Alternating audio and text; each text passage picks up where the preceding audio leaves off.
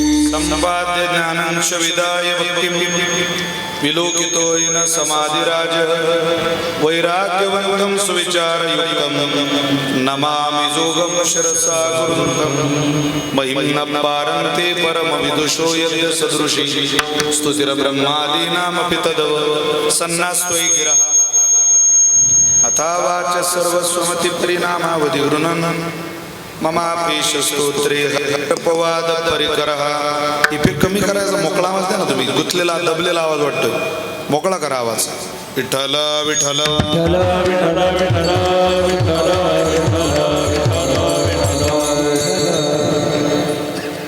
करियैसी धावा धावी चित्त लावी चरणापे मग तो माझा माय बाप घेईल ताप हिरोणी संप्राप्त कीर्तन रूपी सेवेकरता निवडलेला अभंग संत श्रेष्ठ जगद्गुरु श्री तुकोबराय श्री महाराजांचा अत्यंत गोड अत्यंत प्रसिद्ध असलेला 4 चरणाचा जीवनातली धावाधाव यशस्वी करण्याचं सूत्र सांगणारा अभंग सेवेकरता निवडला विठ्ठल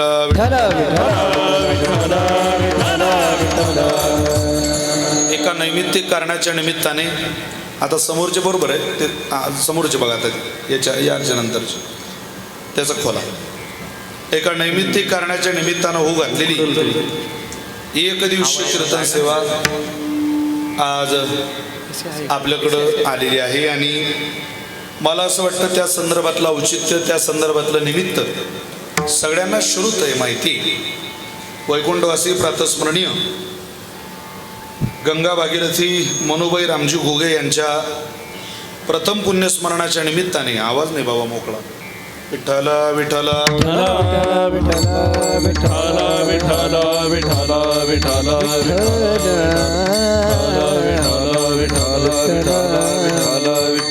आम्हाला आवाज आला पाहिजे असं करा ना काही ते मनुबाई रामजी घोगे यांच्या प्रथम पुण्यस्मरणाच्या निमित्ताने त्यांच्या स्वकीयांनी त्यांच्या आप्तजन्य गोड कार्यक्रमाचं केलेलं हे देखणं नियोजन आहे. मी उपस्थितांना सगळ्यांना धन्यवाद देतो, सगळ्यांना प्रणाम करतो. एका चांगल्या सोहळ्याचं आयोजन घुगे परिवाराच्या वतीनं या ठिकाणी पुढाकारातनं संपन्न होत आहे. त्यामध्ये मनोबाईंचा संपूर्ण परिवार, त्यांचे सुपुत्र वैकुंठवासी सुखदेव रामजी घुगे आज एका मुलालाही या परिवाराने श्रद्धांजली अर्पण करावी आणि त्या माऊलीच्या इतर सहोदरांनी, भावंडांनी, लेकरांनी, नातवंडांनी, सुनांनी स्वतःलाही श्रद्धांजली अर्पण करावी असा दिवस घुगे परिवाराच्या संयुक्त विद्यमान आलेला आहे. काय असतं, आपल्या परिवारातला एखादा कुटुंब प्रमुख आज जातोय आणि त्याच्या आधी त्या कुटुंब प्रमुखाच्या पोटी जन्माला आलेला मुलगा जर देहावसान त्यांचं झालेलं असलं तर हे श्राद्ध त्या गेलेल्यांकरताही आणि आज जाणाऱ्या कुटुंब प्रमुखाकरताही दोघींकरताही प्रार्थनेचं श्राद्ध मानलं जातं. श्रद्धया क्रियते तश्राद्ध हा, जे श्रद्धायुक्त अंतःकरणानं केलं जातं ते श्राद्ध अशा या पवित्र दिवशी का सोमसूर्यादी ग्रहणे एवोनी करती पारवणे की माता पितर मरणे अंकित जे दिवस, आई वडिलांच्या मरणाचा जो काल आहे, मरणाची जी तिथी आहे, त्या मरणाच्या तिथीला पूजेला बसून होम हवन करून, यज्ञ यागादी कर्म करून, भक्ती साधनेतलं कर्म करून आपल्या पूर्वजांचा आशीर्वाद मिळवावा असा सनातन वैदिक हिंदू परंपरेचा अट्टहास आहे. आणि तो अट्टहास पुरवण्याकरता आज संपूर्ण कुटुंब प्रयत्न करत आहे. त्यामध्ये आदरणीय श्री भीमराव रामजी घुगे मातोश्रींचे सुपुत्र आहेत. आणखी श्री अर्जुन रामजी घुगे मातोश्रींचे तिसरे सुपुत्र आहेत. तद्वत त्यांची सुकन्या पुष्पा संपतराव नागरे, त्यांचा संपूर्ण परिवार, त्यामध्ये शिवाजी कारभारी घुगे पुतणे आहेत, देवराम पुंजाजी डोळसे भाऊ आहेत, नामदेव सुखदेव घुगे नातू आहेत, ज्ञानेश्वर सुखदेव घुगे नातू आहेत, शरद सुखदेव घुगे नातू आहेत, किशोर भीमराव घुगे नातू आहेत, संदीप भीमराव घुगे नातू आहेत, निलेश शिवाजी घुगे नातू आहेत. आणि ज्यांच्या अट्टहासातनं, ज्यांच्या प्रेमातनं ही सेवा त्यांना माझ्याकडं त्यांनी सुपूर्द केली अशा आदरणीय गणेश अर्जुन घुगे नातू आणि तुषार संपतराव नागरे नातू. गणेशदादांचा खूप आग्रह होता की आपण सेवेला आलं पाहिजे. त्यांच्या अट्टहासातून, त्यांच्या प्रेमातून वैकुंठवासी मनोबाईंची सेवा करण्याचा हा माझ्या आयुष्यात मिळालेला सुयोग आहे. विठ्ठल विठ्ठल बस विठ्ठल विठ्ठल विठ्ठल विठ्ठल विठ्ठल विठ्ठल.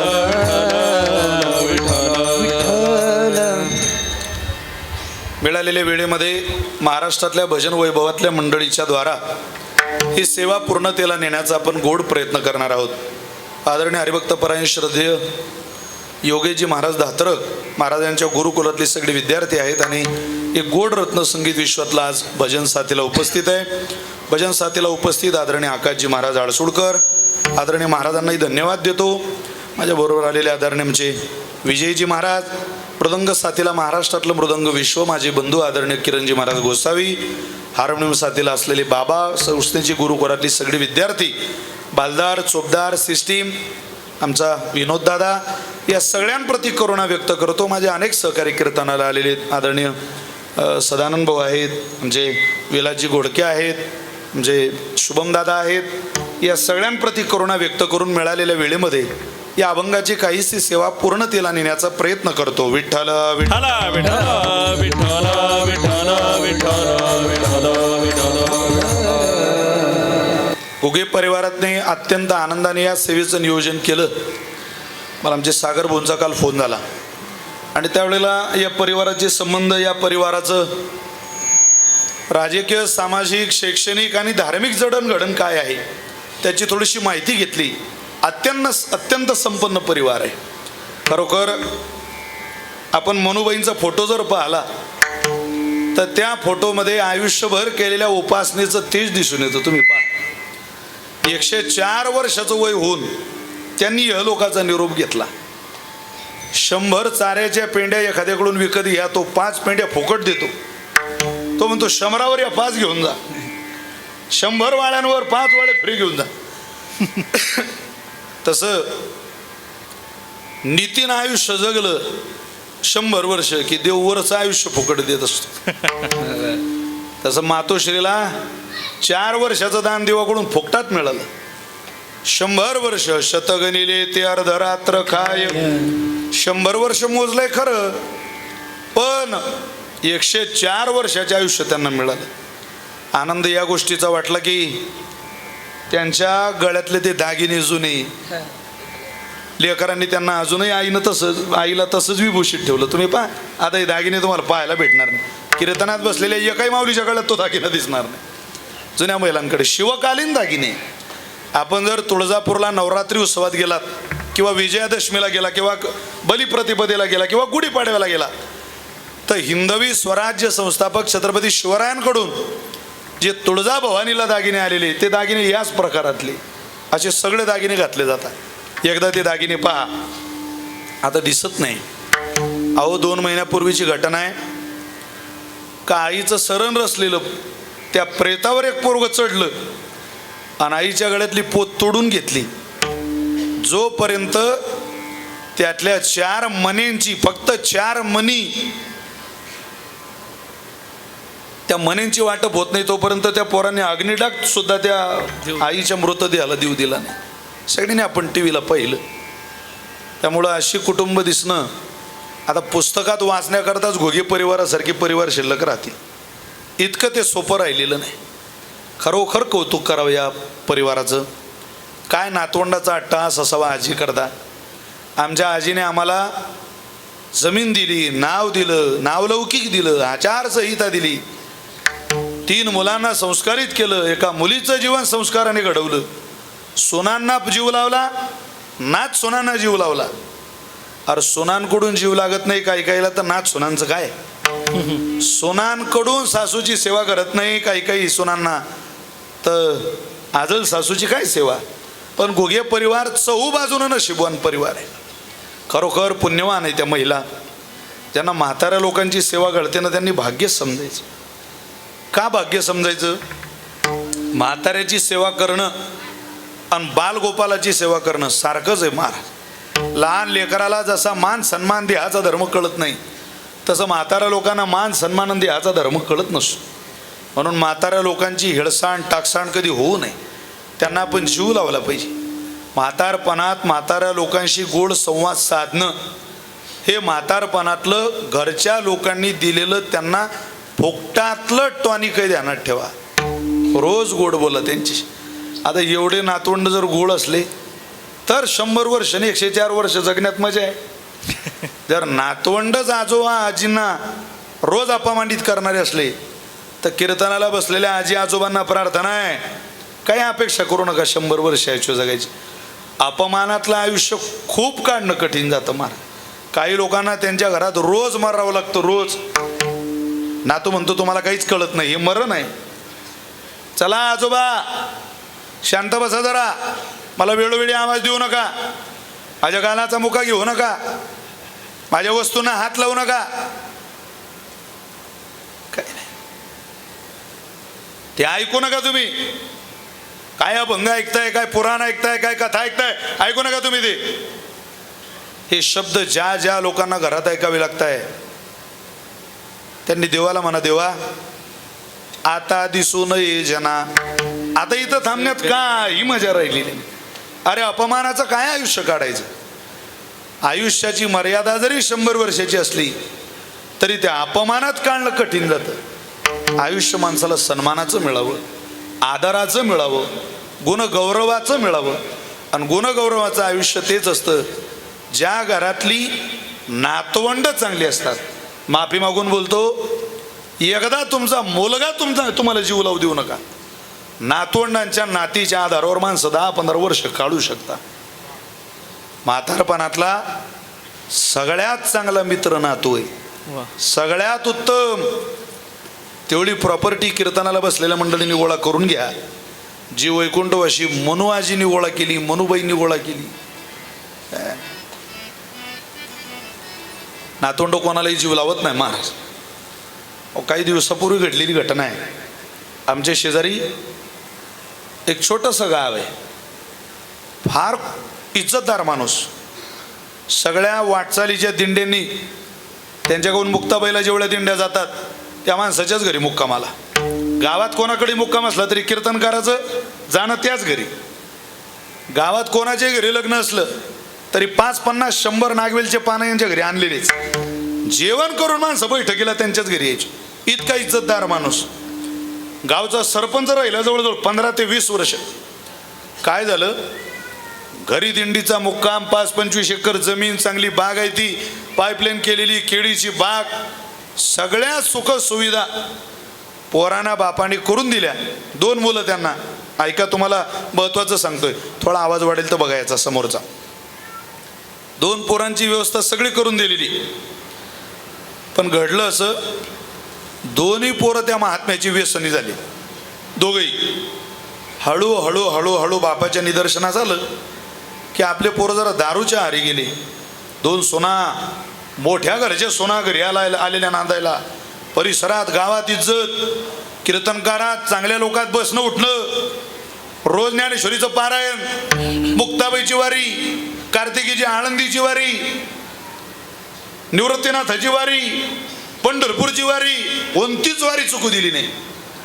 आणि ते पोरांची व्यसनं ज्या वेळेला त्या बापाच्या लक्षात आले, गावातल्या 2-4 मित्रांना बोलावलं आणि त्यांना सांगितलं, मी अजून माझ्या दोन्ही पोरांना शब्दाने तुम्ही व्यसन करता असं म्हटलं नाही, पण आता इथपर्यंत आलंय, मला हे सहन होत नाही.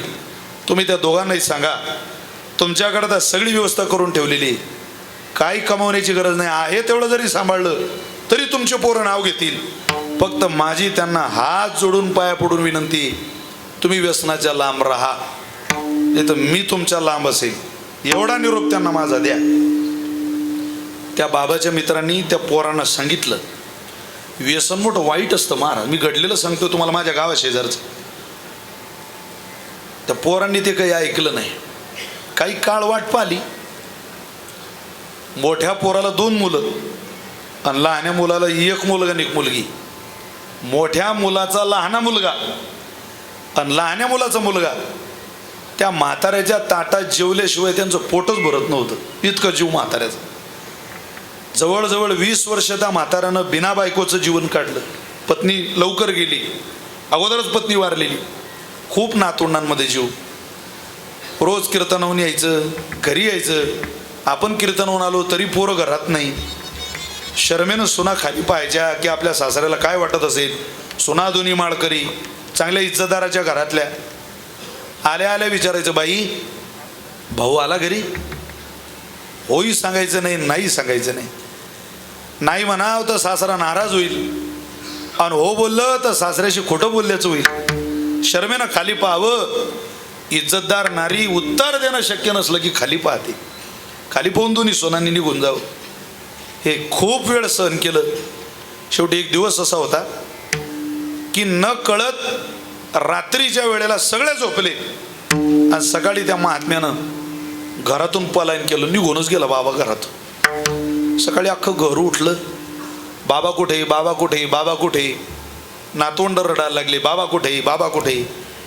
आठवडा झाला, 15 दिवस झाले, महिना झाला, कोणालाच पत्ता नाही. महाराज, तुम्हाला आश्चर्य वाटेल, 6 महिने झाले, फोन सुद्धा नाही घरी.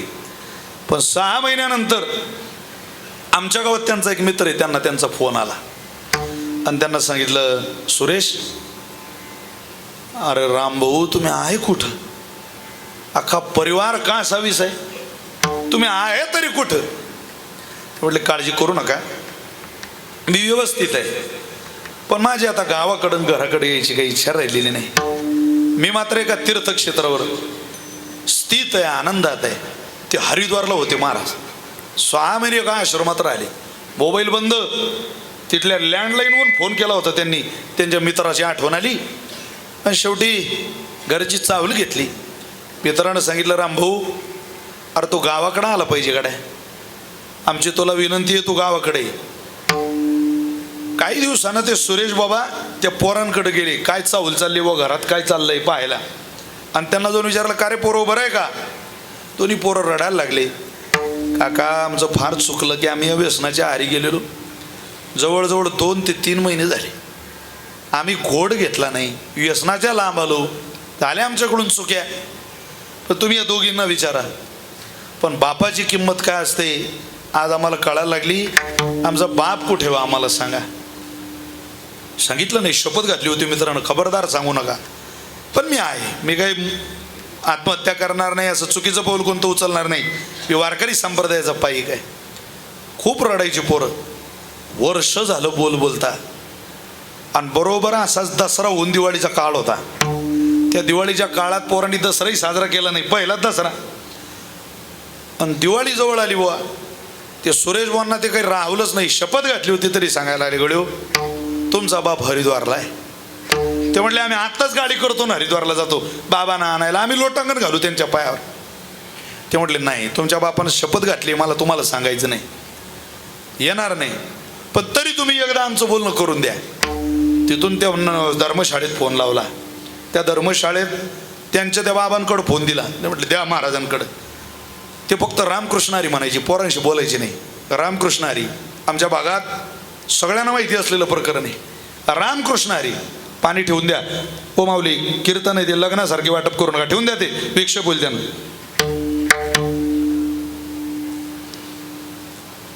ते फक्त रामकृष्ण हरी म्हणायचे. बाबा आमची काही आठवण येते की नाही तुम्हाला, आमच्याकडून चुक्या झाल्या, तुमची क्षमा मागतो, तुम्ही घरी या.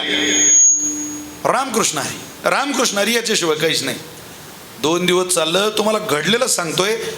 3ऱ्या दिवशी फोन लावला आणि फोन नातवाकडे दिला. पा कसं असतं जीवन. इज्जतदार माणूस, 15 वर्ष सरपंच पद भूसवलेला माणूस, हिमालयाच्या उंचीचा, पर्वतासारखं कठोर अंतःकरण बनवलं, पोरं जर व्यसन सोडत नसतील तर. पण नातवाचा आवाज ऐकला, बाबा आजोबा तुम्ही या ना हो घरी.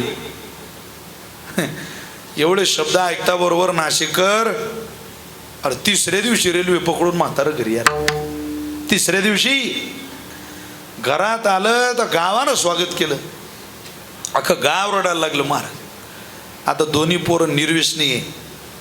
एका पोरानं वडील घरी आले म्हणून मोठी मुक्ताबाईला पंगत दिली, माळ घातली. मुलगा जरी चुकीचा निघाला तरी नातवंड चांगल्या माणसाला घरात ठेवू शकतात. 3री पिढी फार महत्वाची असते. त्यामुळं मनोबाईचं नशीब हे, पोरही चांगली निघाली आणि 3री पिढी नातवंडही चांगली निघाली. देवानं स्वतःची कुस पवित्र केली आणि पवित्र कुशीतून इहलोकाचा प्रवास करायला आलेली संतती, त्या संततीची, त्या 2ऱ्या पिढीची सुद्धा कुस पवित्र केली. कुलाचार जोपासणारा घुगी परिवार त्यांच्या संस्कारानं उभा राहिला. कुटुंब प्रमुखाचं खूप मोठं योगदान आपल्या आयुष्यामध्ये असतं. त्यामुळं माझी तुम्हाला प्रार्थना आहे, जुन्या लोकांचा सांभाळ करा, की त्यांनी जाता जाता आपल्याकडे एक दिवस पाहिलं पाहिजे. आज जशा मनुबाई पाहताय आणि तिथून म्हणताय तू कामाने पितृ आशीर्वाद देती, तुका म्हणे पितृ आशीर्वाद देती, तुका म्हणे पितृ आशीर्वाद देती, तुका म्हणे पितृ आशीर्वाद देती. कल्याण इच्छिती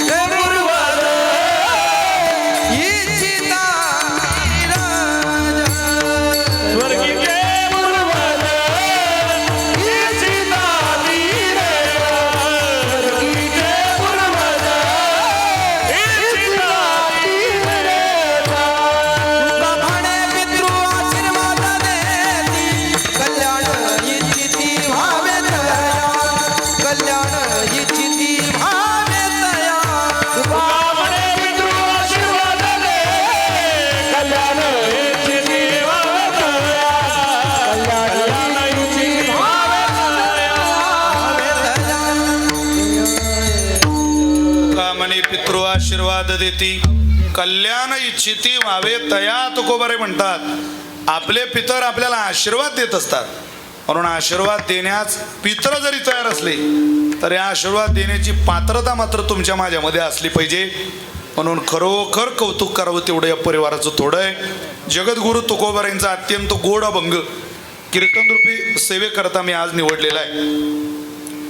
या अभंगाच्या द्वारा तुकोबारा माऊली खूप आवाज कमी आहे सिस्टीमला, कीर्तनाला स्ट्रॉंग आवाज लागतो. विठ्ठल विठ्ठल विठ्ठल विठ्ठल विठ्ठल विठ्ठल. त्यांना गाताना आवाज नाही, आम्हाला आवाज नाही. विठ्ठल विठ्ठल विठ्ठल विठ्ठल विठ्ठल विठ्ठल विठ्ठल. समोरच्या वाढवा ना, त्याचा आवाजच नाही येतं बिलकुल. खोला ना ते, मशीन वाढवा ना. आम्हाला येत नाही, आम्हाला आमचं ऐकायला आलं पाहिजे थोडं. विठ्ठल विठ्ठल विठ्ठल विठ्ठल विठ्ठल विठ्ठल. काय महाराज म्हटले, तुम्हाला जर तुमची यशस्वी वाटचाल करायची असेल तर तुम्ही मी सांगतोय तसं करा. काय करा? जगद्गुरु तुकोबारे म्हणतात, करी ऐसी धावा धावी चित्त लावी चरणापे. तुमची धावा धावी यशस्वी करा. जन्माला आलेल्या प्रत्येक माणसाला नाशिकर धावा धाव धावा धाव धावा धाव करावी लागते. प्रत्येक जण धावपळ करतो. कशी करतो? तुकोबारांनी दिलेलं उदाहरण आहे. जुंतीले घाना बांधोनी डोळे मागे जोडी आरतीने ही पोळे चालिलो किती तेन कळे दुःखे आरंबळे भूक तहान. किती चालायचं, किती प्रयत्न करायचे. महाराजांनी दिलेलं उदाहरण आहे. महाराज म्हटले, जसे तेलाच्या घाण्याला झोपलेली बैल चालतात तसे काही माणसं प्रवास करत असतात. पूर्वी तेलाचे घाणे होते गावगावी. आता तेलाच्या घाण्याला बैलाला चक्कर येऊ नये म्हणून पट्टी बांधली जायची डोळ्यावर, कपडा बांधला जायचा. तो कापड बांधून तो बैल चालत राहायचा. पण संध्याकाळपर्यंत चाललो की त्या बैलाला जाऊन विचारायचं, काय भेटलं तुम्हाला? चालिलो किती ते न कळे. अशी जीवनामध्ये काही धावधाव करणारी माणसं तुकोबारे म्हटले, त्यांना हाताला काहीच लागत नाही, पण धावधाव मात्र ते थांबवत नाही. काय मिळालं त्यांना? सर्व सुखाची आशा जन्म गेला, क्षण एक मुक्ती यज्ञ नाही केला. हिंडता दिशा क्षीण पावला, माया वेष्टीला जीव माझा. जिथं काहीच मिळत नाही तिथं माणसं धावधाव धावधाव धावधाव धावधाव धावधाव करत आहे. मिळत काहीच नाही. आमच्या गुरुजींनी दिलेलं उदाहरण आहे. काय झालं म्हणे, 5,000ला एक गाढव, एक धोबी बुवा आणि एक डोंबारी बुवा, दोघही गिऱ्हाईक म्हणून त्या कुंभार काकाकडे गेले. किंमत 5,000ला एक गाढव. ऐका किती महत्वाचं आहे. चला, घेतलं 5,000ला. धोबी काकांनी घेतलं एक आणि त्या डोंबारी बुवाने घेतलं एक. नाशिकर धोबी बुवाच्या गाढवाला फक्त नदीला कपडे सोडायचं काम आणि डोंबाऱ्याच्या गाढवाला या गावची जत्रा झाली की त्या गावच्या जत्रा फिरायचं काम. डोंबारी म्हणजे तुम्ही त्र्यंबकेश्वरला जर यात्रेमध्ये गेला असाल तर तिथं आकाशी पाळणी, अनेक सुशोभित काही खेळण्याच्या पोरांच्या वस्तू, त्या जत्रेमध्ये त्या यात्रेमध्ये 2 बांबू इकडून आणि 2 बांबू इकडून, त्यात मध्ये त्या बांबूला त्या टोकराला दोरी बांधलेली आणि त्याच्यावर एक पोरगी नाचते. तिचा बाप खाली ते वाजवत राहतो. त्याला डोंबाऱ्याचा खेळ म्हणतात. आता तो खेळ काही जिथं यात्रा जिथं जत्रा तिथं खेळ. त्या डोंबारी बुवाच्या गाढवावर त्या पोरीचं ओझ, त्या काळ्यांचं ओझ, त्या दोरीचं ओझ. पण हे गाव झालं की ते नुसती पळापळ आयुष्यात. ते गाढव असं बारीक होऊन गेलं महाराज 2 महिन्यात. त्याला वेळेवर जेवण मिळत नव्हतं, नुसती पळापळी एकदम बारीक होऊन गेली. आणि धोबी बुवाचं गाढव मात्र मजबूत झालं. काही एकदा नदीला कपडे नेले की दिवसभर खायचंच काम.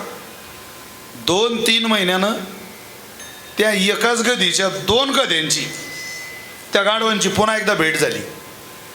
आणि दोघंही आले, बापरे मिठीच मारा नाही, मिठीने मारू शकत. ते जवळजवळ आले. ते म्हटले, रामदादा अरे तू किती बारीक झाला रे. मी बघ कसा मजबूत झालो. तो म्हणे, गाडा तुझी तब्येत पाहून मला खरोखर समाधान वाटलं. काय तुझी तब्येत आहे वा. कारण काही काम नाही का? अरे म्हणे काम आहे पण थोडंच आहे, आराम जास्त आहे. एकदा नदीला कपडे नेले की चरतच राहतो दिवसभर. तू कसा बारीक झाला? तो म्हणे काय करू, अरे या गावून त्या गावला नसतं, डोंबाऱ्याचा खेळ म्हणे बाबा, फिरतच राहायचं. ते धोबीबाच्या घरचं गाढव त्याला म्हणे इतके कष्ट त्याच्या घरी करतो, अरे तो काही पुतळा बांधणार आहे का तुझ्या घरी? त्याच्यापेक्षा काम कर, सोड त्याला आणि माझ्या मालकाकडं चल. तू जर माझ्या घरी राहिला तर तुझं पोटही भरेल आणि तब्येतही वाढेल. तो म्हटला आलो असतो रे, पण माझं एक काम बाकी आहे माझ्या मालकाबरोबर. काय काम बाकी आहे? तो त्याच्या मुलीला ज्या वेळेला त्या दोरीवर नाचायला चढवतो त्यावेळेला त्या पोरीशी काहीतरी बोलतो. काय बोलतो? तो तिला म्हणतो गंगे वाजवा ना किरण मार, काहीतरी वाजवा. ते पोरगी नाचेल कशी तशी, पोरगी पडू देऊ नका फक्त खाली. तो तिला म्हणतो गंगे नीट लक्ष ठेव गंगे, पाया खालच्या दोरीकडे. तू जर नाचता नाचता खाली पडली गंगे, माझ्या आवाजाकडे लक्ष आहे का तुझं गौतमी? गंगे चुकून नावाला बरं का ते माझ्या तोंडात. तू जर खाली पडली दोरीवरून तर मी तुझं लग्न. या गाढवा सोबत लावल्याशिवाय राहणार नाही. तो म्हणे मी त्याचीच वाट पाहून राहिलो, गंगी कधी खाली पडणार आहे? यानं किती दिवस वाट पाहिली तर गंगी खाली पडीन? उत्तर असं आहे, यानं जन्मभर वाट पाहिली तरी गंगी खाली पडणार नाही. एकदम मजबूत गाढव एकदम अचानक बारीक झालं की समजावं हे गंगेच्या आशेने बारीक झालेलं गाढव. गध एकदम तसं बारीकच होत नाही. हे उदाहरण मी नाही, महाराज म्हणनी दिले, तुकोबारांनी दिले. सर्व सुखाची आशा जन्म गेला. अरे जिथं काहीच मिळत नाही तिथं माणसं अपेक्षा करतात. दुसरं उदाहरण सांगतो तुम्हाला, फार तुम्हाला त्रास होणार नाही अशा वेळेत कीर्तन सोडूया आणि कंटाळवानं वाटणार नाही अशा विषयात कीर्तन सोडूया. चला, काय झालं, एक बाई एसटीत बसली. तिने तिचं पोरग बसवलं जवळ. 4-5 वर्षाचं पोरग होतं. सीटवर बसवलं. या सीटवर ती बाई बसलेली आणि पलीकडच्या सीटवर एक माणूस बसलेला. प्रवास सुरू झाला. इथून ती गाडी निघाली पंढरपूरला. 2-4 तासाचा प्रवास झाल्यावर त्या बाईनं पिशवीतून एक डबा काढला आणि त्या पोराला म्हटली, बाळ्या मी तुझ्याकरता सकाळी उठले बदामचा शिरा बनवलाय, तू खाऊन घे. ते पोरगं म्हटलं मला नको. खाणार रे? नाही नाही मला नको म्हणे. खा रे बाबा. नको ग मला. शेवटी मायच ती, आईच, दया तिला. त्या बाईनं युक्ती केली. ती म्हणे तू खातो का देऊ त्या काकाला? पलीकडच्या सीटवरच्या माणसाकडे बोट दाखवलं. खातो का देऊ काकाला? खातो का देऊ काकाला? खातो का देऊ काकाला? असं झालं 7-8 वेळा. शेवटी काका म्हणत, बाई ओ बाई तुमचा जो काय असला तो लवकर निर्णय घ्या बुवा, कारण तुमच्या शिऱ्याच्या नादात मी 3 गाव पुढे आलो. आता माझं गाव मागे गेलं. आता ऐकलत ना तुम्ही? पुढे ऐका. ती एसटी म्हणजे आपलं आयुष्य आहे. त्या एसटीत बसलेला माणूस एकटा घुगे परिवारातला नाही, एकटा खोले परिवारातला नाही. अरे तुम्ही आम्ही सगळे जीव त्या एसटीत प्रवासाला निघालो.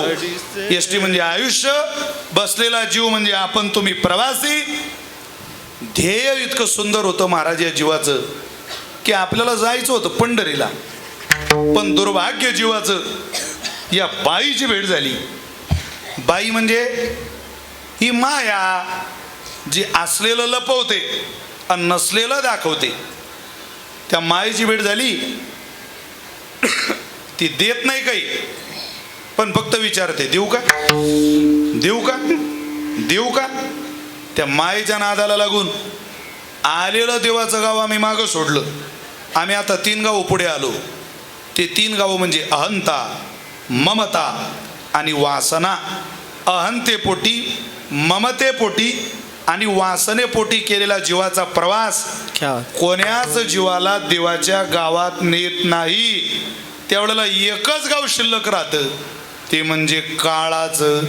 आणि काळाच्या गावात गेल्यावर धावाधाव देवाच्या दिशेनं करता येत नाही. तिथं एवढंच म्हणावं लागतं, सोशिला होता सासुरवास बहुतांचा बहुत दिवस बहुकामे पुरविला सूस आता उदास आपुल्या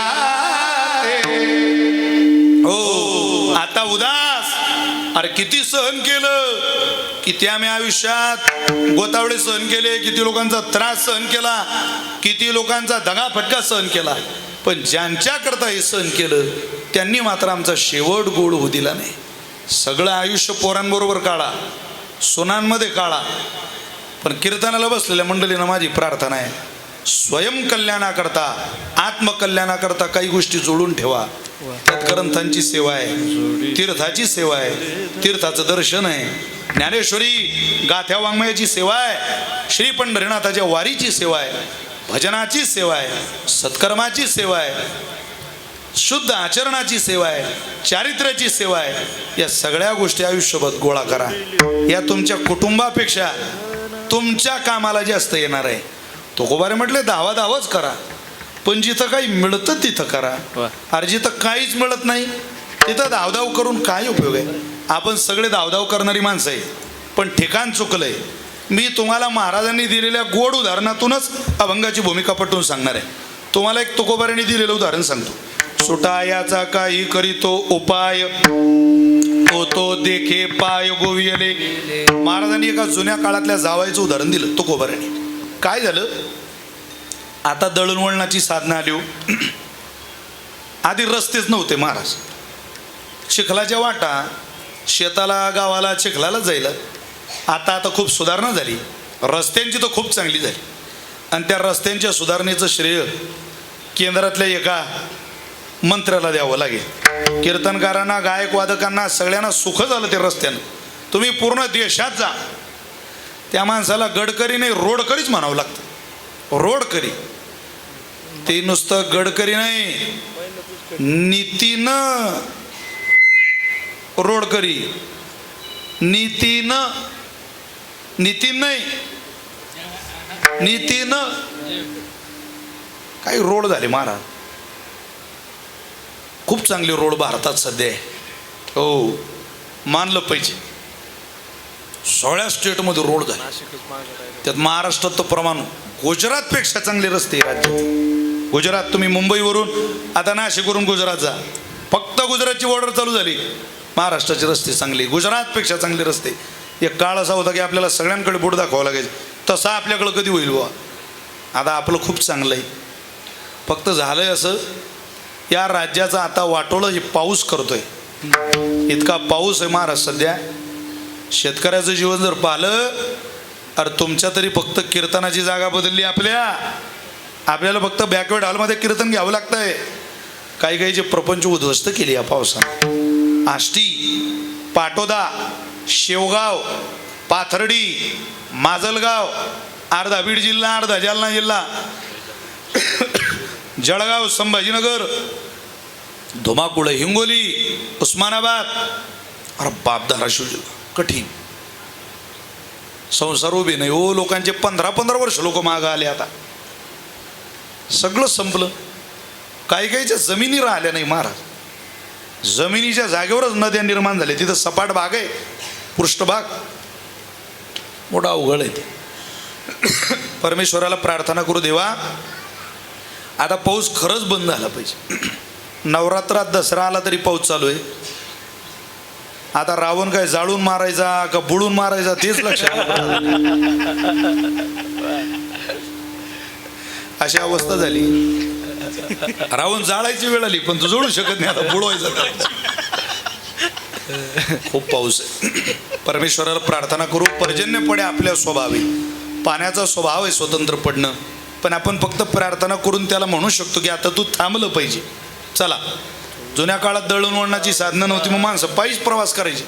त्या पायी प्रवासाच्या दरम्यान एक जावई सासरवाडीच्या जवळ आला आणि चिखलात फसला. तुकोबाऱ्यांनी दिलेलं उदाहरण आहे बरं का. इतका फसला, उजवा पाय काढला तर डावा फसायचा, आणि डावा पाय काढला तर उजवा फसायचा. दोन्ही पाय फसायचे. वरच्या रस्त्यानं काही महिला शेताला चालल्या होत्या. अडचणीत कोणीतरी मदतीला धावून येतं. सध्या पावसाच्या अडचणीत 2 लोक चांगले मदतीला धावून येत आहे राज्याच्या. 2 कधीच ही अतिवृष्टी ही पूर परिस्थिती या 2 लोकांना विसरू शकणार नाही. त्यांचं नाणं खणखणीत आहे. 1 खासदार ओमराजे निंबाळकर आणि 2 IBN लोकमतचा विलास बळे नावाचा पत्रकार. 2 लोकांना हे राज्य कधीच विसरू शकणार नाही महाराज. 48 खासदार राज्यातून लोकसभेवर जातात. जवळजवळ 19 खासदार राज्यसभेवर जातात. पण सगळेच खासदार आणि सगळेच आमदार ग्राउंड लेवलला काम करताना दिसत नाही. आता अडचणीत मदतीला लोकांच्या धावून येणारं मानलं पाहिजे हो. एका आजीला आणि एका नातवाला वाचवायला त्या ओमराजे निंबाळकरांना पुरात उडी घेतली महाराज. स्वतःच्या जीवाची पर्वा न करता. साधी गोष्ट आहे का? अशी माणसं फार थोडी. उदंड आयुष्य मिळू बिचारा त्या लोकसेवकांना. ज्यांच्यातला माणूस जागा आहे त्यांना आयुष्य मिळू बाबा, प्रार्थना आहे. दुसऱ्याचं दुःख पाहून ज्याचं अंतःकरण द्रवतं, ज्याला वेदना होता, तो ज्ञानोबा आहे तुकोबारांच्या विचाराचा अधिकारी. असं आहे. सगळीच माणसं येत नाही. त्या वरच्या बायांनी या जावयाला पाहिलं. त्या म्हटल्या, बापू ओ जावई बापू, तुम्ही हातपाय हलवू नका. जेवढे जेवढे तुम्ही हातपाय हलवणार तेवढे या पाण्यात, या चिखलात तुम्ही जास्त फसणार. तुम्ही हातपाय हलवणं बंद करा. त्यानं हातपाय हलवणं बंद केले. त्या बायांनी दोरखंड फेकलं, जावई बाहेर काढला. त्याला बरं वाटलं जरा. पण कपडे भरलेले, कोण भरलेले कपडे घेऊन सासऱ्याच्या घरी ते कपडे घेऊन जाणार आहे. सासरवाडीत पोहोचला. काही महिला पाणी काढत होत्या विहिरीवर. तर जावई म्हटले, ताई जरा बादली देता का? हा घ्या बादली. त्याने बादली विहिरीत सोडली. योग इतके खराब, पहिल्या बादलीत विहिरीत पडला. यानं सुरुवातीला हातपाय हलवले, पण एकदम अचानक यानं हातपाय हलवणं बंद केले. याला त्या बायकांचं आठवलं. बापू हातपाय हलवू नका, हातपाय हलवू नका. जेवढे जेवढे तुम्ही हातपाय हलवणार तेवढे तुम्ही जास्त फसणार. यानं हातपाय पाण्यात हलवणं बंद केले. बुवा त्या वरच्या बाया म्हणत, माय एवढा माणूस डकांब्याचा आणि नुसते हातपाय बी हलवत नाही. तो म्हणे जेव्हा हातपाय हलवत होतो तेव्हा म्हणत मुकाट्यानं बैस, आणि आता हातपाय हलवत नाही तर म्हणता का हलवत नाही? अरे बाबा, तू जिथं हातपाय हलवत होता तो चिखल आहे, आणि तू जिथं शांत बसला ते पाणी आहे. तसं तुमचं माझं झालंय. तुम्ही मी जिथं प्रयत्न करतोय, धावाधाव करतोय, तो प्रपंच आहे. आणि जिथं उद्धार होतो, मनुबाई सारखं सुखाचं मरण होतं, तो परमार्थ आहे. तो गोबारे म्हटले, प्रपंचात धावाधावी करा, पण प्रपंचातली धावाधावी परमार्थातली गोळी घेऊन करा. ती गोळी कोणती? अभंगाचं पहिलं जोड. हरी ऐसी धाव धावी, करी ऐसी धाव धावी,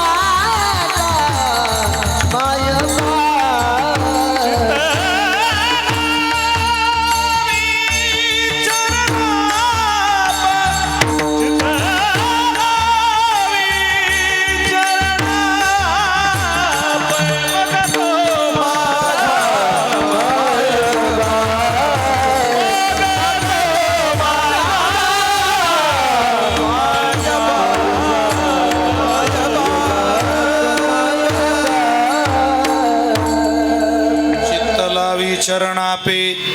एवढं सूत्र घरी घेऊन जा नासिकर. खूप धावाधाव करा, पण चित्त परमात्म्याच्या चरणाजवळ लावा. कसं काय आहे, कीर्तन ऐकण्याची मानसिकता आपली अशी झाली, उदाहरण सांगितल्याशिवाय आपल्याला मूळ विषयच कळत नाही. का आपल्याला सवय झाली ती. जगात काही दृश्य पाहिलं की ते लवकर कळत नाही. तर तुकोबारांचे अभंग काय करतील तुम्हाला अगदी व्यावहारिक भाषेतून सांगतो, अगदी सोपं. महिनाभर एखाद्या सासूनं तूप काढून ठेवावं. कोणाकरता? जावयाकरता. महिनाभर. आणि तो घरी यावा. जावया आला की तिला बिचारीला आनंद. तिनं आरतीचं ताट घेतलं, जावयाला कुंकू लावलं, कुंकवावर साखर लावली, तोंडात तांदूळ घातले, जावं यात या, जावं यात या, जावं यात या. जावं यात आले. महिनाभर वाचवलेलं तूप सासूनं जावयाला खायला दिलं. चहात तूप, जेवणात तूप, डाळीत तूप, भातावर तूप, लस्सीत तूप. तूप खाऊन खाऊन खाऊन खाऊन त्याचं पोट बिघडलं. तो सासऱ्याला म्हटला, मामा तुम्ही मला दवाखान्यात न्या गड्या, माझं पोट बिघडलंय. सासरा मनात म्हणेल का, तूप माझं होतं पण पोट तर तुझं होतं. अरे तुला जरा अकलेचा वापर करायचा तूप खाताना. आणलं त्याला, डॉक्टरांजवळ बसवलं. डॉक्टर साहेब आमचे जावई, त्यांनी जरा त्यांचं पोट बिघडलंय, जरा काहीतरी उपचार करा. त्यांनी 2 पुड्या दिल्या. सांगितलं 1 पुडी सकाळी घ्या आणि 1 संध्याकाळी घ्या. फक्त घेताना ही पुडी तुपात घ्या. अरे राम. तो म्हणणार तूपच तर खाऊन ते सगळं बिघडलंय. डॉक्टर म्हणत तूप खाऊन जरी पोट बिघडलेलं असलं तरी ही पुडी, ही पावडर तुपातच घ्यावी लागेल. तूप खाऊन बिघडलं तरी हो. पण डॉक्टर म्हटले आतापर्यंत पोट बिघडलं तुपानं, पण किती खावं याचं प्रमाण कळालं नाही म्हणून पोट बिघडलं. तुम्ही त्या तुपात एवढी मी दिलेली गोळी जर खाल्ली तर पोट बिघडणार नाही. तसं तुम्ही खूप धावधाव करता तुकोबारे म्हटले, पण त्या धावाधावीत मी सांगतोय तेवढी तुपातली गोळी घ्या. चित्तला विचरणा पे. एवढी तुपातली गोळी जर घेतली तर तुमची धावाधाव यशस्वी होईल. ज्या लोकांच्या जीवनाचं शेवटचं टोक परमात्मा आहे ती माणसं सुखी आहे. खूप पैसा कमवा, मी सांगतो तुम्हाला, खूप आतोनात पैसे कमवा. अर्थाला 4 पुरुषार्थ असताना चांगल्या मार्गानं भरपूर पैसा कमवा, पण त्या पैशाचा विनियोग धर्म असावा. त्या पैशाचं शेवटचं टोक, त्या पैशाचं श्रेय पांडुरंग परमात्मा असावा. ज्या घरामध्ये केवळ पैसा येतो आणि धर्म नाही, त्या घरामध्ये समाधान कधी नांदत नाही. तुम्ही 50% राजकारणी लोक असे ज्यांना ज्ञानोबा तुकोबारांचं वळण नाही, त्या घरातल्या राजकारणी लोकांचं सांगतोय. सामाजिक जीवनात काम करता करता हजारो करोड रुपयाची प्रॉपर्टी त्या लोकांच्या घरात आली, पण त्यांचे पोलं नीतीनं संपले. मुलं बाळं नीतीत जीवन जगत नाही. इज्जतदार बापाचे पोरं रात्र रात्र घरी येत नाही. महाराज सगळे घरात बापाला बाप म्हणत नाही, आईला आई म्हणत नाही. फक्त आणि फक्त बापाचा पैशाचा उन्माद कसा करायचा. जरा फेरफटका मारा मुंबईला, रात्रीच्या नाशकाला, रात्रीच्या पुण्याला. आपण फक्त दिवसाचं चित्र पाहतो. आपल्यासारखे वारकरी माणसं रात्रीचं चित्र पुण्याचं, मुंबईचं, नाशिकचं पाहू शकत नाही. इतकी भयावह परिस्थिती आहे. काय सांगा, एक एक माणूस इतके पैसे उडवतो का जिथं एका एका गावचं कर्ज भरता येईल. नीती नाही ना तिथं. स्वैराचार माजला म्हणून तर आपल्याला आवाज दिला साधू संतांनी. अरे हे तुझ्या बापदादेचे उपकार नाही, हे जग चालून राहिलं, हे उपकार माझ्या ज्ञानोबारांचे. है संत दुनिया में जगे तब ही तो रही. स्वर द्या बाबा. है संत दुनिया में जगे तब ही तो रही दुनिया खड़ी. उनके प्रतापों से आज तक नीचे नहीं पड़ी. इतना जगत में पाप है अंदाज के बाहर चला. इतना जगत में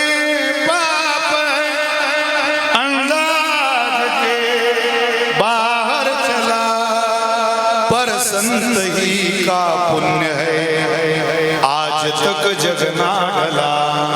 अरे साधू संतांची पुण्य आहे की जग अजून टिकून आहे. त्यांनी आवाज दिला, ख्रिश्चन ये गिरजा घर बडे, ख्रिश्चन ये गिरजा घर बड़े, इस्लाम मस्जिद में पड़े, गच्छामि शरणम बुद्ध सब त्रैवार जय करके खड़े. आए हिंदू, आए हिंदू, आए हिंदू, क्यों गवाई तूने मंदिरों की प्रार्थना, क्यों भ्रष्ट ऐसा हो गया सब भूल के आराधना. मुसलमान मुसलमानाच्या जागेवर आहे, ख्रिश्चन ख्रिश्चनाच्या जागेवर आहे. गच्छामि शरणम बुद्ध सब त्रैवार जय करके खडे, बुद्ध बुद्धाच्या जागेवर आहे. तुला काय झालं रे हिंदू? विचारलं लहर की बरखामध्ये राष्ट्रसंतांनी, हिंदू क्यों गवाई तूने मंदिरों की प्रार्थना, क्यों भ्रष्ट ऐसा हो गया सब भूल के आराधना. सगळ्यांना त्यांच्या धर्माची भीती वाटते. तुला काय झालं? कोण करेल ज्ञानेश्वरीची सेवा, गाथेची सेवा, धर्माची सेवा, गोमातेची सेवा, या राष्ट्राची सेवा? अरे आपण सामान्य राष्ट्रात राहत नाही. या देशाची महती जरा बारकाईनं वाचा. इथले फक्त नवरात्रात देवीची उपासना केल्या जात नाही. फक्त दांडिया शिकवू नका तुमच्या पोराबाळांना. नाही माझ्या मुलीला मला दांडिया शिकवायचं आहे. दांडिया नाही, दंडा चालवणं शिकवायची वेळ आली.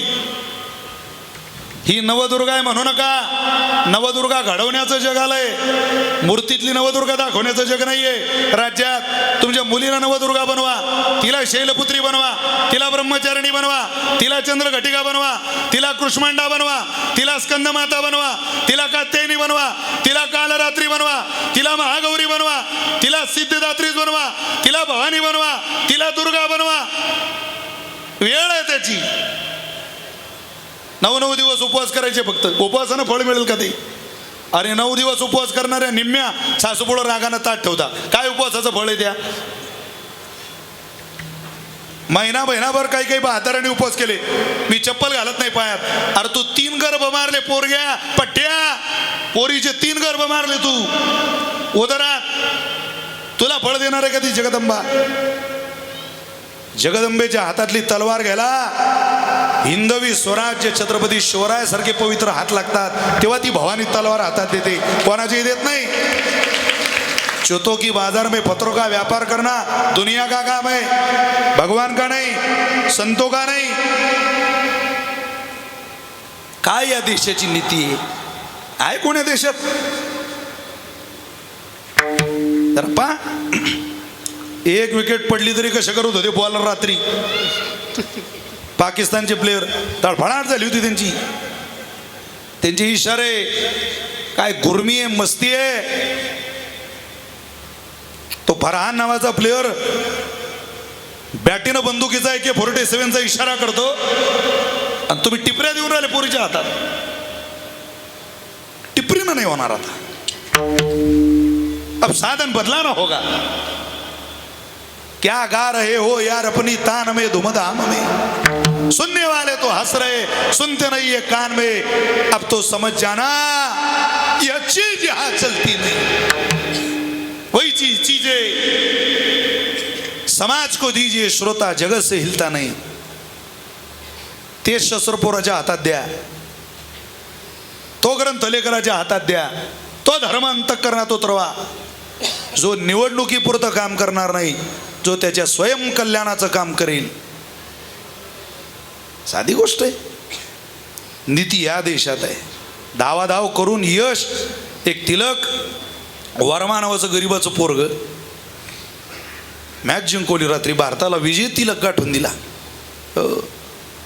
पण ज्या वेळेला त्याचं अर्धशतक झालं, आपले प्रेयर भगवंताचे आभार मानतात. विराट कोहली आकाशाकडे पाहतो, परमात्म्याचे परमेश्वराचे आभार मानतो.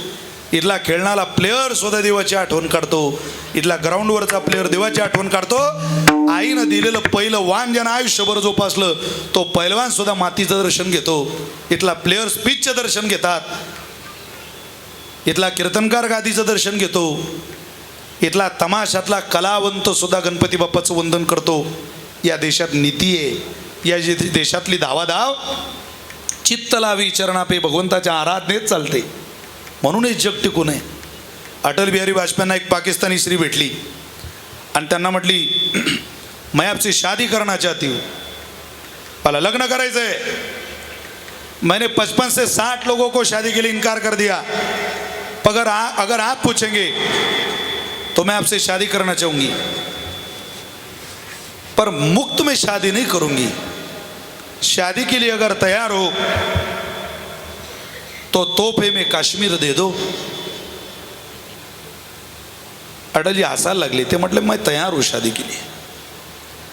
अगर तोहफे में काश्मीर चाहिए तो दहेज में पाकिस्तान दे दो. एक पत्रकार अटलजींपुढे जातोय म्हणतोय त्या बाईशी लग्नच करायचं नव्हतं का फक्त तिला हुलकावणी द्यायची होती, कोलवायचं होतं. अटलजींनी दिलेलं उत्तर मला इथे अपेक्षित आहे, जे सत्य आहे. अटलजी म्हटले यदा कदाचित मला लग्न करायचं असतं तर मी अशा देशात माझी सासरवाडी कधी केली नसती ज्या देशात स्त्रीला भोगाची वस्तू मानली जाते.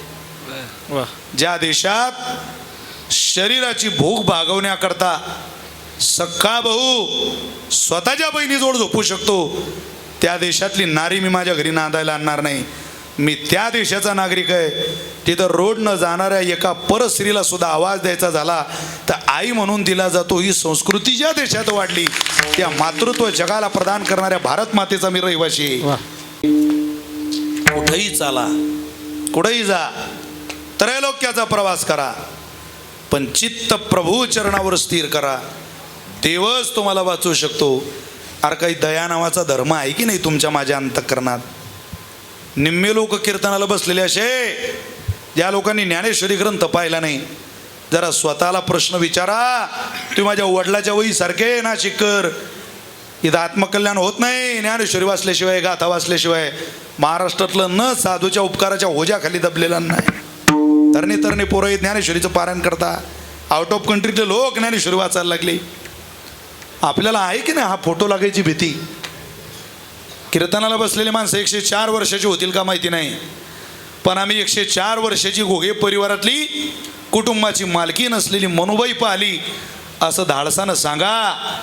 आणि त्या मनुबाईकडं पाहिल्यावर आम्ही ठरवलं आम्हालाही 104 वर्षाचं होता नाही आलं तरी चालेल, पण जेव्हा केव्हा थांबता येईल तेव्हा मनुबाई सारखा चेहरा आमचा असावा, मनुबाई सारखं साधनेचं तेज आमच्याकडं असावं, मनुबाई सारखा आचार संपन्न परिवार असावा, मनुबाईला जशी नातवंड आहे तशी नातवंड आमच्या सद्गुणी असावी. एवढी अपेक्षा करा.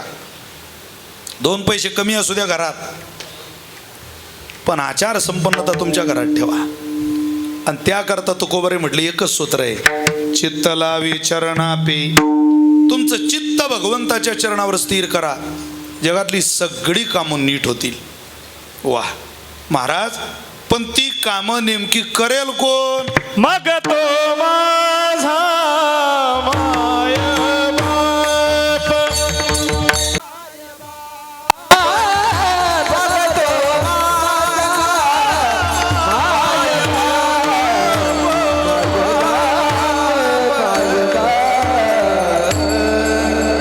कीर्तन करायचं ना आपल्याला.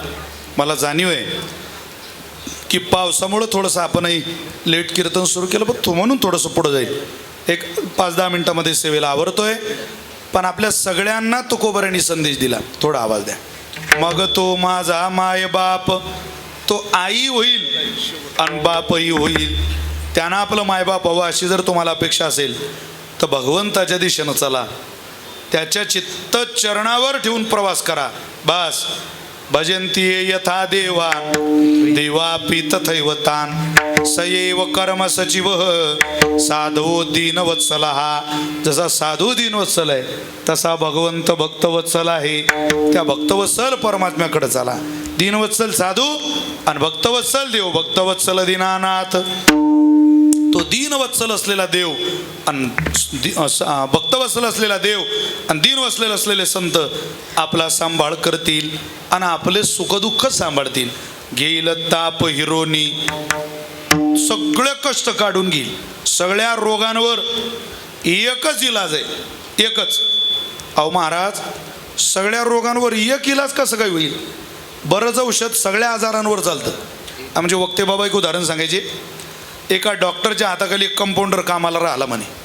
त्यानं 3-4 वर्ष त्याच्या हाताखाली काढली आणि त्या कंपाऊंडरने पाहिलं, अरे म्हणे कोणी पेशंट आला की हा डॉक्टर त्याला सोनामुखी नावाचं चूर्ण देतो. सोनामुखी, कोणी आलं की सोनामुखी, कोणी आलं की सोनामुखी.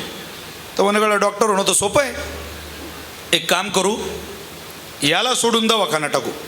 त्यानं त्या डॉक्टरला सोडलं आणि दुसरा दवाखाना टाकला. बोर्ड लावलं, डॉक्टर सर्व जाणे. काय काय जाणे? सर्व जाणे. कोणताही रोग, कोणताही इलाज, कोणताही उपाय. अनेक माणसं यायचे तो दवाखान्याचं बोर्ड पाहिजे. अरे म्हणे काही काळा बोर्ड आहे, काही बोर्ड लागले. एक माणूस त्या दवाखान्यात गेला, नमस्कार नमस्कार, का हो बोर्ड दवाखाना आजच टाकला का? हो म्हणे आजच टाकला. अहो म्हणे आमच्याच गावात तर 7-8 दवाखाने, कशाला दवाखाना टाकला? अरे म्हणे 7-8 असू दे, पण चालायच्या बाबतीत आपलाच दवाखाना 1 नंबर झाले. आपल्या दवाखान्यात एकदा पेशंट आला म्हणजे पुन्हा त्याची सुट्टी नाही. कडीला कडी, कडीला कडी, कडीला कडी, बरोबर पेशंटची रांग जोडतो मी, साखळीच तयार करतो. पण पहिला पेशंट कसा येईल, त्यानं 100 रुपये काढले त्या पेशंटला दिले, त्या माणसाला दिले. डॉक्टरांनी सांगितले 100 रुपये घ्या, तुम्ही गावातून एक पेशंट आणून द्या. तो अख्ख्या गावात शोधायला लागला महाराज. निरोगी गाव होतं ते, तुमच्या गावासारखं रोगीच माणसं नाही. पण तिथं त्यांनी एका कुंभारबाबाचं गाढव हरवलेलं पाहिलं आणि त्यांची भेट झाली. राम राम, राम राम, का हो? आणि गाढव हरवलं. बरं बरं बरं, किती वेळ झाले? म्हटले 3 तास झाले गाढव शोधतोय, सापडत नाही, सापडत नाही. चला. म्हटले कुठं? अरे म्हणे डॉक्टर सर्व जाणे. ते कुंभार काका म्हणे गद बी जाणे, म्हणे गद बी जाणे, तू चाल फक्त. आणलं बसवलं डॉक्टरांच्या पुढं. डॉक्टर साहेब, यांचं गाढव हरवलं, जरा ऐका. बाबांनी दिलेलं उदाहरण आहे, 2 मिनिटात सांगतो आणि सेवा आवरतो. यांचं गाढव हरवलं. किती वेळ झाला? म्हटलं 3 तास झाले. काळजी करू नका, तुम्ही 2 टक घ्या सोनामुखीचे. सोनामुखी पोट साफ व्हायचं चूर्ण आहे, गाजलेलं चूर्ण आहे. तो म्हणे का हरवलं गाढव, औषध मी घेऊ? काही ताळामेळ नाही हा. लग्न लोकाचं नाचतं येळ्या डोक्याचं. नाचणाऱ्याचा काही संबंध असला पाहिजे ना त्या बँडवाल्याशी, त्या लग्नावाल्याशी. तर औषध मला, ते म्हटले मी डॉक्टर आहे की तुम्ही औषध घ्या, मी सांगतोय तुम्हाला. त्यानं ते औषध घेतलं बुवा, रोग बरा होईल. तुमचं गाढव घरी सापडेल म्हणजे सापडेल तुम्हाला. संध्याकाळी घरी येतं गाढव. 2 टक घेतले सोनामुखीची. ती औषधी इतकी पॉवरफुल होती, नाशिककर दुसरा टक घेताबरोबर ते डबं तयारच लागायचं सोनामुखीला. कुंभार काकानी भरलं डबलं की पळ डोंगरावर, भरलं डबलं की पळ डोंगरावर, भरलं डबलं की पळ डोंगरावर. 4था चक्कर डोंगरावर मारला, गाढव डोंगरावर चरत होतं. अरे कुंभार काका म्हणत थोडा त्रास झाला गाड्या, पण गुण हमखास आला वा सोनामुखी. अख्ख्या गावाची रथ केली त्यांनी. काय माणूस आला आपल्या गावात, काय माणूस आला आपल्या गावात. त्याच गावातल्या एका राजानं त्याच्या बायकोला घराच्या बाहेर काढून दिलं. सरकारच्या 1500 रुपयावर मला तत्वज्ञान शिकवते, चुके का नाही साला. दिली बायको काढून. 15 दिवस ती बाई माहेरात, फोन नाही, निरोप नाही, काहीच नाही. त्या बाईची कुंभार काकाची भेट झाली. काय राणी साहेब बरं आहे का? बरंच म्हणावं लागतं म्हणे बापा. आता नवऱ्यानं काढून दिलं. किती दिवस झाले? 15 दिवस झाले. काळजी करू नका, चला. ते म्हणे कुठं? अरे म्हणे सर्व जाणे. ते बाई म्हणे भाऊ नवरा बायकोतलं बी जाणे म्हणे, ते बी जाणे मावले, तू चाल फक्त माझ्यासोबत. आणलं तिला बसवलं. डॉक्टर साहेब, यांच्या नवऱ्यानं ना घराच्या बाहेर काढलं. किती दिवस झाले? 15. काही काळजी करू नका ताई, 2 टक घ्या सोनामुखीची. त्यानं काय होईल? तुम्हाला संध्याकाळी बोलावून येईल तुमच्या नवऱ्याचं. घेतले ते इतकी पॉवरफुल, भरलं डबलं. तो प्रधान म्हणे राजा, अख्ख्या भागात शौचालय बांधा, शौचालय बांधा मोहीम आपली. तुझी बायको बैर दिशेला जाताना जर पाहिली तर लोक नावं ठेवतील तुला वेड्या. काय नवरा बायकोचा वाद आहे ते 4 भिंतीच्या आत मिटून घ्या आणि तिला बोलावून घ्या. त्यानं लगेच फोन लावला, श्रीवल्ली निघून ये. ती निघून आली. ती म्हणे थोडा त्रास झाला पण गुण हमखास आला. वा सोनामुखी, मी तुम्हाला दिवसभर सोनामुखी सांगू शकतो. त्याला काय अभ्यास लागतो का, त्याला काय फार प्रयत्न करावे लागतात. पण मला माझा मुद्दा उपस्थित करायचा आहे. आता शेवटचंच, त्या राजावर एका समोरच्या राजाने स्वारी केली. त्याचं सैन्य 5000 आणि याचं 500. हा घाबरला. तो म्हणे गळा 5000 पुढं 500 सैनिक टिकू शकत नाही. तो राजाला म्हटला, राजा ते प्रधान, अरे 5000 सैनिक वरती चढताय, आपले 500 काय करता. राजा घाबरला. बायकोला सांगितलं. बायको म्हणे काळजी करू नका, मी ज्याच्या आशीर्वादानं घरात आले तुम्ही एकदा त्याचा आशीर्वाद घ्या, तो सर्व जाणे. असं नवरा आला त्याच्याकडं. म्हणे बुवा युद्ध टळलं पाहिजे, असं काहीतरी करा. किती शिपाई आहे तुमचे. 500च आहे. 1000 पुढे घेऊन जा सोनामुखीच्या आणि सगळ्या शिपायाला 2-2 टक द्या. त्यानं काय होईल, युद्ध होणार नाही. 500 शिपायांनी सोनामुखी घेतली, डबडे भरले. आता 500 जण ज्या वेळेला निघाले डोंगरावर चढाई करायला डबडे घेऊन, left right left right left right. ते समोरच्या सैन्यानं पाहिलं, ते चित्र मोठं खराब दिसत होतं. ते म्हटले, राजा अरे रोगराई चालू आहे या भागात, मग करू युद्ध कधीतरी. जान आहे तो जहान आहे. जीवनच गेलं तर काय करता रे युद्धाला आणि त्या सत्तेला. परत चला. 5000 सैन्य खाली उतरलं महाराज. हे 500 शिपाई राजाजवळ आले. म्हटले, राजा काय डोकं चालवलं गड्या, कोणाकडून आणलं औषध काय माहिती. थोडा त्रास जरूर झाला पण गुण हमखास आला. आजार कोणताही असू द्या, इलाज फक्त सोनामुखी बाबा सांगायची. तसं तुमच्या जीवनातलं दुःख कोणतंही असू द्या, यातना कोणतीही असू द्या, पिढा कोणती असू द्या, वैद्य एकच. कोणता वैद्य येतो. वैद्य एक पंढरीराव. वैद्य एक पंढरीराव. वैद्य एक पंढरीराव. वैद्य एक पंढरीराव. अंतर्भाव तो जाणे, अंतर्भाव तो जाणे, अंतर्भाव तो जाणे, अंतर्भाव तो जाणे, अंतर्भाव तो जाणे, अंतर्भाव तो जाणे. त्या वैद्याकडे जा. तो वैद्य तुमचा मायबाप होईल. कधी तो बाप होतो, कधी तो आई होतो. घेईल ताप हिरोणी, तुमचं सगळे दुःख निवारण करेल. तुम्ही महाराज म्हटले कोणाचं ऐकू नका. बहुतांच्या मते गोवा होऊ जीवाने दावा, बघ तो माझा मायबाप घेईल ताप हिरोणी. तो तुमचा मायबाप व्हावा ही जर तुमची इच्छा असेल तर मला असं वाटतं त्या भगवंताच्या दिशेनं आपला प्रवास व्हावा. तो कोवारे म्हटले असा प्रवास झाला तर तुका म्हणे करुणा बोलेन धीर विठ्ठले निघेल. त्याला तुमची सेवा करताना धीर निघणार नाही. जसा मनुबाई करता उद्धाराला धावून आला तसा तुमच्या माझ्याकरताही धावून येईल. मग तो माझा मायबाप घेईल ताप हिरोणी. सगळ्या मंडळींना माझे हात जोडून प्रार्थना आहे. या कीर्तन सेवेचा उद्देश थोडा घेईन. या कीर्तन सेवेचा उद्देशच एवढा आहे की हे कीर्तन बसलेल्या लोकांना माझ्यासहित असं वाटता कामा नये की हे कीर्तन मनुबाई करता होतं. तसं तर हे जाणाऱ्याकरता कीर्तनच नसतं.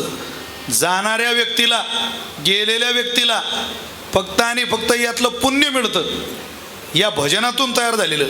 पण हे मधलं जे कीर्तन आहे हे तुमच्या माझ्याकरता आहे. या बॅनरवर एक दिवस तुमचाही फोटो लागणार आहे, हबहपचाही फोटो लागणार आहे. एवढं ध्यानात ठेवा.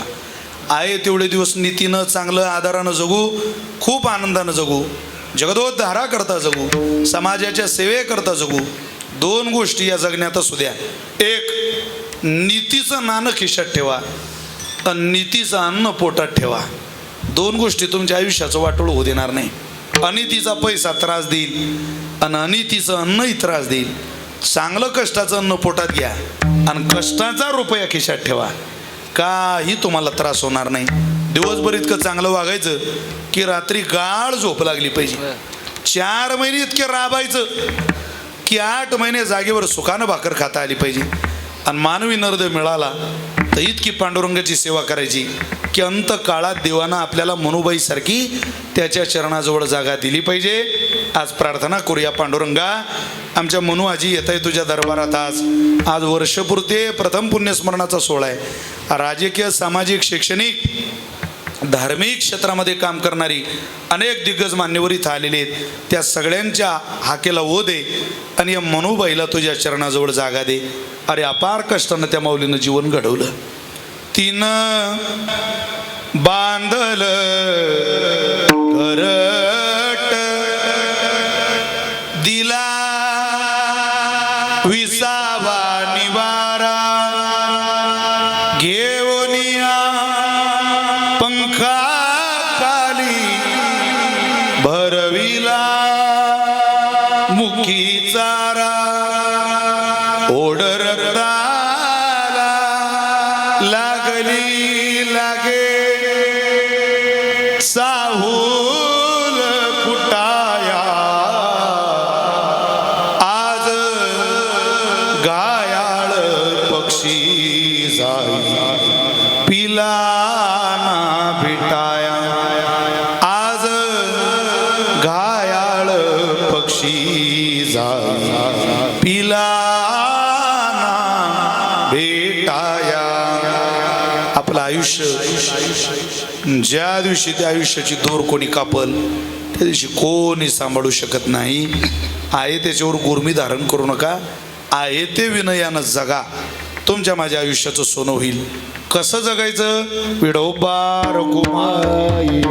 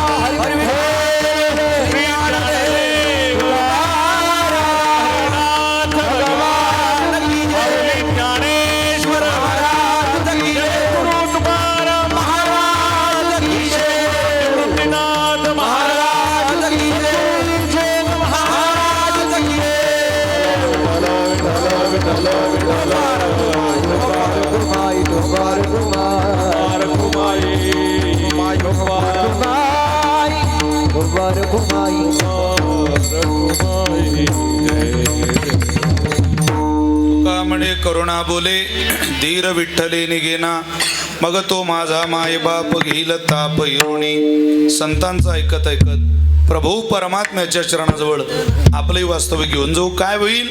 आनंद होईल जीवनाला. आणि जर त्या वास्तव्याची अनुकूलता तुमच्या आयुष्यात निर्माण झाली नाही तर तुम्हाला परिणामही भोगावा लागेल. काय परिणाम आहे? जरा मला म्हणू लागा योगेश महाराज थोडा आवाज द्या गायकांचाही समोरचा. हे जरी नाही शिटीनं मारता आवाज द्या. हे जरी नाही काल दुसरा येईल. हे जरी नाही काल हे जरी नाही काल दुसरा येईल. हे जरी नाही काल सरते शेवटी बा काळ बांधून नेईल. सरते शेवटी बा काळ बांधून नेईल. सरते शेवटी बा काळ बांधून नेईल. सरते शेवटी बा काळ बांधून नेईल. एका जनार्दनी आमचे सर्व जाईल. एका जनार्दनी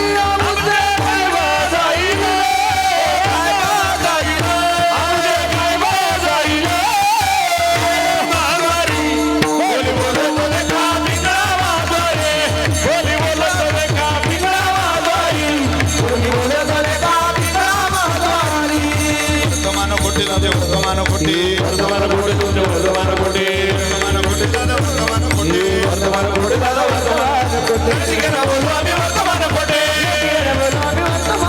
भिंगागबाई भिंगाग भिंगागबाई भिंगाग भिंगागबाई भिंगाग भिंगागबाई भिंगाग अवघा अवघा अवघा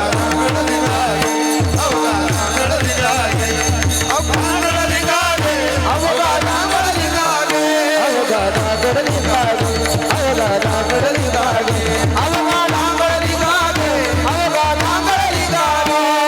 जिंदगाना तुम्ही नेताना विक्रीवाल्याला करोडी उचित करोडी उचित प्रेम घाली हृदयात दान मागायास लोरात मागायास दान मागायास लोरात मागायास अहम वाग्या सोहम वाग्या अहम वाग्या सोहम वाग्या प्रेम नगराबारी सावधोनी भजनी लागा देव परा कैवारी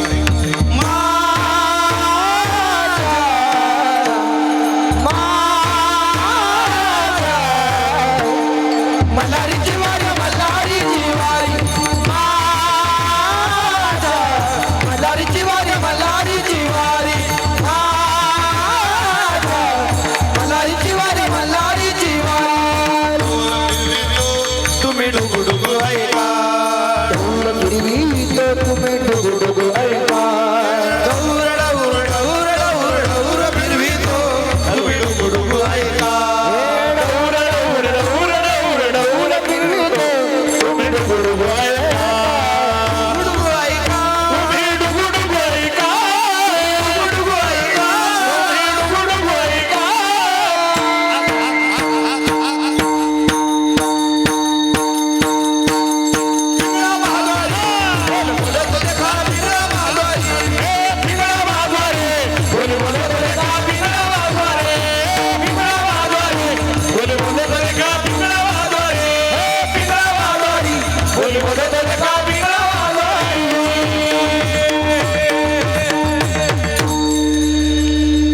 भगवान परमात्म्याच्या भजनाचा आनंद घरी रोज साजरा करा. रोज उंबरठ्यावर मरण आलंय याचं भान ठेवून जीवन जगा. आनंद घ्या. लोकांचा ताण घेत बसू नका. पदाचा प्रतिष्ठेचा सन्मानाचा ताण घेऊ नका. इथं किती नीट वागलो तरी 40% समाज आपल्या कायमच विरोधात आहे. आम्हाला घोडे लावता लोक तर तुमचं काय घेऊन बसले. त्यामुळं आनंदात राहा, मस्तीत राहा, आपल्या आनंदात राहा. फक्त चुकीचं आपल्या हातून काही घडू देऊ नका. कोणाचं वाईट आपल्या हातून घडू देऊ नका. आणि भगवंताच्या सेवेत खंड पडू देऊ नका. एवढ्याच गोष्टी आपल्या जीवनाचं भलं करू शकतात.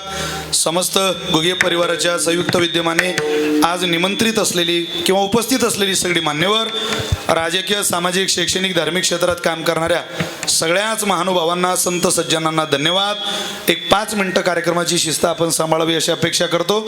सेवेला विराम देतो. मुक्ताबाई मुक्ताबाई मुक्ताबाई मुक्ताबाई आदी शक्ती मुक्ताबाई आदि शक्ती मुक्ताबाई मुक्ताबाई जगन्माता मुक्ताबाई योगमाया मुक्ताबाई माया मुक्ताबाई ब्रह्मचित्कला मुक्ताबाई हे ब्रह्मचित्कला मुक्ताबाई श्री संत मुक्ताबाई श्री संत मुक्ताबाई ईश्वर माऊली नरराज माऊली द्वारा ज्ञानेश्वर माऊली नरराज माऊली द्वारा विठ्ठल जय विठ्ठल जय बोलिले पुरी विडी वाकोडे उत्तरे काही विचारिला अधिकार मी आपुला ज्ञानेश्वरा राखा बाय पैकी घरा ज्ञानदेव